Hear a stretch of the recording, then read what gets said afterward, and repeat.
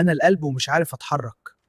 من غير رياضة دمي بيمشي ببطء، الدهون بتتراكم حواليا والضغط بيعلى. كل خطوة بتتجنبها هنحرك جسمك قبل ما أتعب أكتر. أنا القلب وبحب الحركة، كل مرة بتجري فيها بضخ دم أكتر، الأكسجين بيوصل لكل خلية بسرعة، الشرايين تفضل نظيفة والنبض منتظم. الرياضة بتخليني أشتغل بكامل قوتي. أنا الرئتين، الرياضة بتفتحني للحياة. مع كل جري أو مشي باخد نفس أعمق، الأكسجين يدخل أكتر والتعب يقل، الخلايا تتغذى والطاقة تزيد. الحركة بتخليني أتنفس بحرية.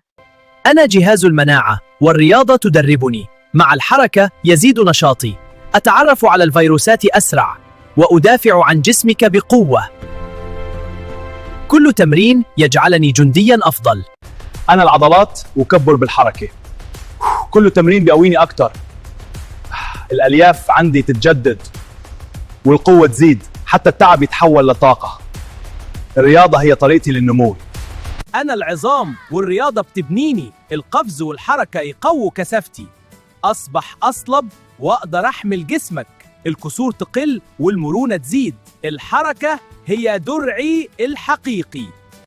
أنا الدماغ، الرياضة بتشغلني، مع الحركة بيزيد تدفق الدم عندي، التركيز يتحسن والذاكرة تقوى، حتى التوتر بيهدأ، الجسم يتحرك وأنا أشتغل أفضل. أنا جسمك بالكامل، مش محتاج معجزات، بس حركة يومية، مشي، جري أو تمرين بسيط، دقائق قليلة تصنع فرق كبير.